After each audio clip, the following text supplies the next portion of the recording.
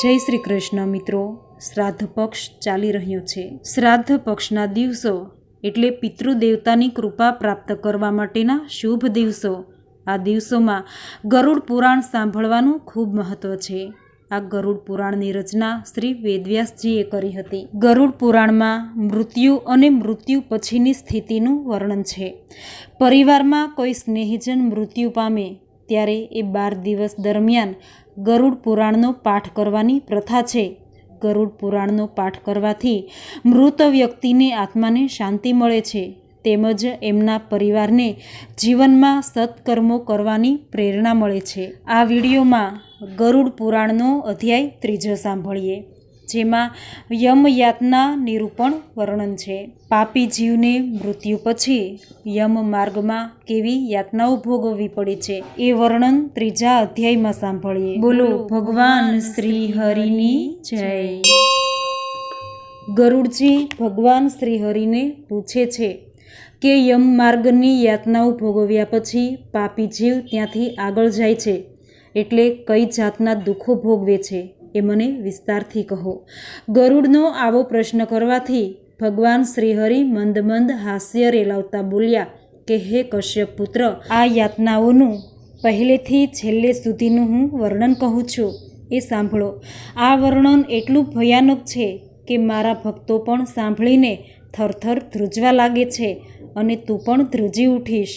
હે વનિતાના પુત્ર, બહુભીત પૂરથી જીવ આગળ વધતા યોજન લાંબુ પહોળું ધર્મરાજપુર નામનું નગર આવે છે। નગરપુરમાં પહોંચીને જીવ હાહાકાર કરી ઉઠે છે અને મોટેથી બરાડા પાડવા લાગે છે। એને આ રીતે બરાડા પાડતો જોઈ યમપુરમાં રહેવાવાળા ધર્મધ્વજ નામના દ્વારપાળ એના વિષયમાં ચિત્રગુપ્ત પાસે જઈને જીવના સઘળા શુભ અશુભ કર્મો જણાવે છે। ત્યાર પછી ચિત્રગુપ્ત એ જીવનો સઘળો હિસાબ લઈ જઈ યમરાજને જણાવે છે। હે ગરુડ, જે નાસ્તિક છે હંમેશા પાપ કર્મોમાં જ લાગેલો રહે છે। ધર્મરાજ યાની યમદેવ એ જીવાત્માને સારી રીતે ઓળખે છે, જાણે છે, છતાં પણ પાપી જીવોના પાપ પુણ્યને યમરાજ ચિત્રગુપ્ત દ્વારા તપાસ કરાવી અને સઘળી માહિતી જાણી લે છે। પછી ચિત્રગુપ્ત બધું જ જાણવા હોવા છતાં જીવના પાપોને શ્રવણ દ્વારા તપાસ કરાવે છે। સ્વર્ગ, ધરતી અને પાતાળમાં ફરવાવાળા શ્રવણ બ્રહ્માના પુત્ર છે અને એમને દૂરથી સાંભળવાનું અને જોવાનું વિશેષ જ્ઞાન છે। એમની સ્ત્રીઓ પણ એમની જેમ જ દૂર સુધી જોવા તથા સાંભળવાને કાબેલ હોય છે। એ સ્ત્રીઓના નામ અલગ અલગ છે। એ સ્ત્રીઓ તમામ સ્ત્રીઓની ચેષ્ટાઓના આધારે એમના દ્રશ્યોને જાણી લે છે। એ પુરુષ અને સ્ત્રી પુરુષોના ગુપ્ત કરેલા કર્મ અને કૃત્યો ચિત્રગુપ્તને બતાવી દે છે। એ ધર્મરાજના દૂતો માનવીની વાણી, મન અને શરીરથી કરવામાં આવેલા શુભ અશુભ કર્મને યથાર્થ રૂપથી જાણવાવાળા હોય છે અને મનુષ્ય અને દેવતાઓના અધિકારી એ સત્યવાદી શ્રવણોમાં એવી શક્તિ છે, એ માનવીઓના તમામ કર્મો જાણી અને યથાર્થ કહે છે। વ્રત, દાન અને સત્યવાણીથી જે માનવી એમને સંતુષ્ટ કરે છે એના માટે એઓ સ્વર્ગ અને મોક્ષ આપનારા હોય છે। સત્યવાદી શ્રવણ પાપીઓના કર્મોને જાણીને ધર્મરાજની સામે જાહેર કરીને જીવો માટે દુઃખમય બની જાય છે। સૂર્ય, ચંદ્ર, પવન, અગ્નિ, આકાશ, પૃથ્વી, જળ, મન, યમ, દિવસ, રાત્રિ, બંને સંધ્યાઓ અને ધર્મ, આ બધા મનુષ્યના ચરિત્રોને સારી રીતે જાણે છે। ધર્મરાજ ચિત્રગુપ્ત શ્રવણ અને સૂર્ય વગેરે પોતાની જગ્યાએ સ્થિર હોવા છતાં મનુષ્યના શરીરમાં રહેલા તમામ પાપો અને પુણ્યોને જાણે છે। આ રીતે યમરાજા પાપીઓના પાપને જાણીને એને પાસે બોલાવીને પોતાનું ભયંકર રૂપ બતાવે છે। હાથમાં દંડ લઈને મોટી કાયાવાળા અને પાડા પર બિરાજમાન થયેલા યમરાજાના ભયાનક સ્વરૂપને પાપીઓ જુએ છે ત્યારે પાપી જીવો અતિશય ભયભીત થવાને કારણે હાહાકાર કરી ઉઠે છે।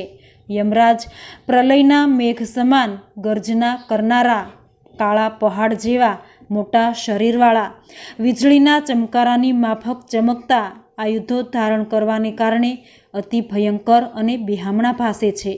તેઓ 32 હાથવાળા છે, 3 યોજન લાંબુ અને વિશાળ શરીર ધરાવે છે તથા કૂવા જેવડી ઊંડી અને પહોળી ભયાનક ડરામણી આંખો છે.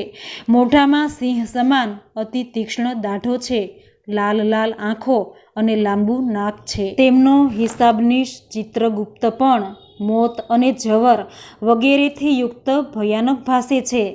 એમની પાસેના સઘળા દૂતો ભયાનક ડરામણી ગર્જનાઓ કરતા રહે છે.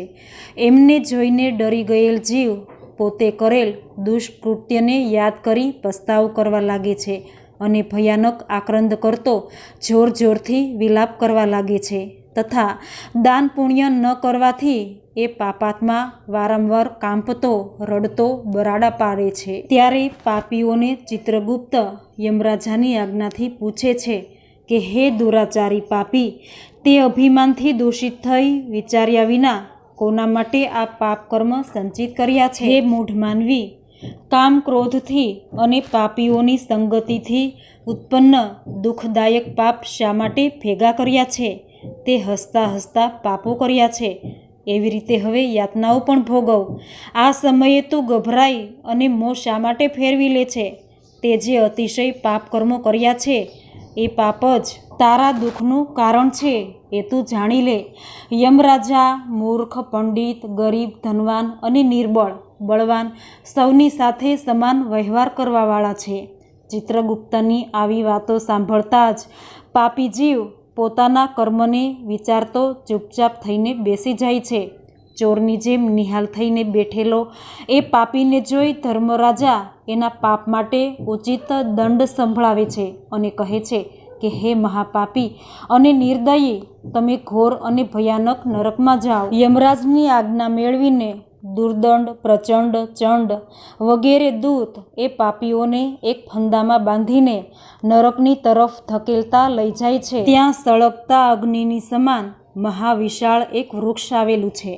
એનો વિસ્તાર 5 યોજનનો છે, 1 યોજનની ઊંચાઈ છે. એ વૃક્ષની ડાળે નીચેની તરફ મુખ કરીને પાપી જીવોને ઊંધા લટકાવવામાં આવે છે અને ભયાનક યાતનાઓ આપવામાં આવે છે. એ વૃક્ષની ડાળે બંધાયેલો સળગતો જીવ અતિશય દુઃખી થઈ પીડાથી રડવા લાગે છે, પણ ત્યાં એની રક્ષા કરવાવાળું કોઈ નથી હોતું. કોઈ દૂતમાં દયાધર્મ હોતો નથી. એ સેમલ વૃક્ષમાં અનેક પાપી લટકીને પારાવાર યાતનાઓ ભોગવે છે. ભૂખ તરસથી પીડિત થઈ યમના દૂતો તરફથી તાડીત કરવામાં આવે છે. મદદહીન એ પાપી જીવ દૂતોને હાથ જોડીને કરગરે છે કે હે દૂતો, અમારા અપરાધને ક્ષમા કરો. આ પ્રમાણે વિનવણી કરવા છતાં પણ પાપી જીવને લોખંડના સળિયા, મુદગર, તોમર, ગદા, ભાલા અને મૂછળ વગેરેથી યમદૂતો મારે છે. આથી અતિશય પીડાના કારણે જીવ મૂર્છિત થઈ જાય છે. એમને આ રીતે મૂર્છિત થયેલો જોઈ યમદૂતો કહે છે કે હે પાપી દુરાચારી, તમે આવા દુઃખો આપવા જેવા કર્મો શા માટે કર્યા છે? તરસ્યાને પાણી પીવડાવવું, ભૂખ્યાને અન્ન આપવું વગેરે આવા સરળ કામો તમે શા માટે કર્યા નથી? તે ક્યારેય કૂતરાને બટકું રોટલો પણ નાખ્યો નથી, કાગડાઓને કંઈ પણ દાન કરમ કરી ખવડાવ્યું નથી, કે ન તો ઘર પાસે આવેલ અતિથિનો સત્કાર કર્યો છે કે ન પિતૃઓનું તર્પણ કર્યું છે. હે જીવ, પોતાની ભયાનક યાતનાઓ છોડાવવા માટે ન તો ક્યારેય અન્ન દાન કર્યું, જેનાથી તારે આટલી યાતનાઓ ભોગવવી જ પડશે. હવે તો શ્રી હરિ જ અપરાધને ક્ષમા કરવાવાળા છે. અમે લોકો તો એમની આજ્ઞાથી દંડ આપવાવાળા છીએ. આમ કહીને નિર્દયી થઈને જીવને ગભરાવા, ભયભીત કરવાનું શરૂ કરે છે. સળગતા અંગારાના સંદેશ તાળવાથી તેઓ નીચે પડી જાય છે.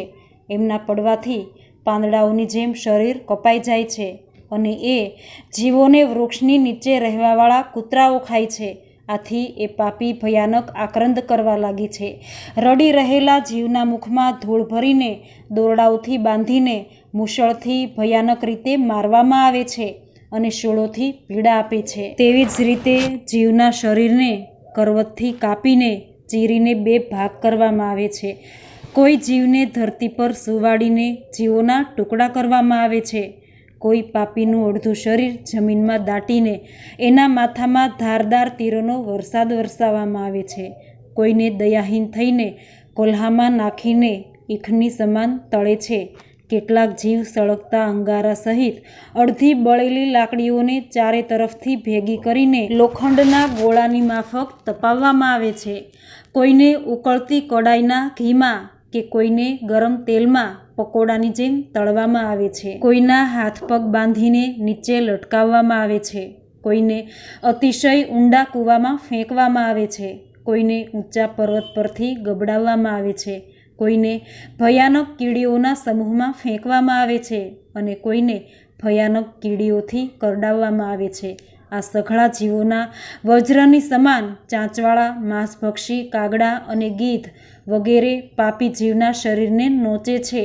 આંખોમાં ચાંચ મારી અને મોંમાં માંસને ચાંચથી કાપે છે. યમના દૂત આ પ્રમાણે એ પાપીઓને દંડ આપીને યમદેવની આજ્ઞાથી એ પાપીઓને પ્રતાડિત કરીને તામી સન્નાદી ઘોર નરકમાં ખેંચીને નાખે છે. આ નરકો ખૂબ જ દુઃખો આપવાવાળા છે.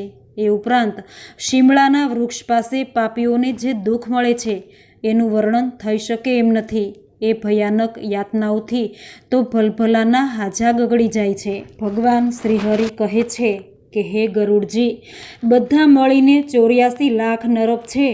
એમાંથી સૌથી કરુણ ભયાનક ધોયરેય નામના 21 મહાઘોર નરક છે. એના નામ આ પ્રમાણે છે: તાત્રિસ્ત્ર, લોહશંકુ, મહાચૈરવ, શાલ્મલી, શૈરવ, કુલમંડલ, કાલસૂત્ર, ભૂતિમૃતિકા, સંઘાત, લોહિતોપ, સવિષ, સપ્રતામ, મહાતીરથ, કાકલી, સંજીવન, મહાપથ, અવિષી, અંધતા મિસ્ત્ર, કુંભીપાત, સંપ્રતાપન અને બીજું તપન. જીવને આ 21 નરકોમાં અનેક પ્રકારની પીડાઓ ભોગવવી પડે છે. આ નરક અનેક પ્રકારના પાપોને ફળ આપનારા છે. આ બધામાં યમદૂતો નિવાસ કરે છે. આ નરકોમાં પડેલા અજ્ઞાની પાપી અધર્મીએ નરકોની યાતનાઓને વર્ષો સુધી ભોગવે છે.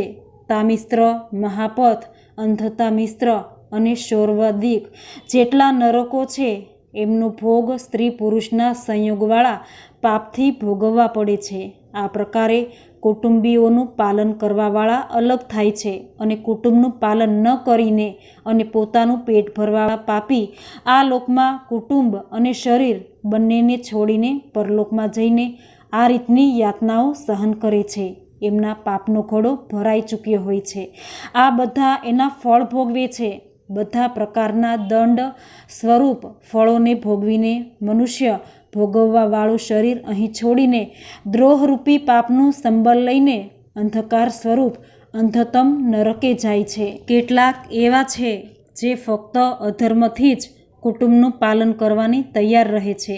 એ જીવ અંતે ઘોર અંધકારના સ્થાનને સમાન અંધતા મિશ્રણ નામના નરકમાં જાય છે, જેને મનુષ્ય લોકમાં જન્મ મળે છે. એ પહેલાં યાતનાઓ ભોગવીને પછી પવિત્ર ભૂલોકમાં આવે છે. આ રીતે યમલોકનું આ સ્વરૂપ અત્યંત ભયાનક છે. ઇતિ શ્રી ગરુડ પુરાણે અધ્યાય 3 સમાપ્ત. બોલો ભગવાન શ્રી હરિની જય.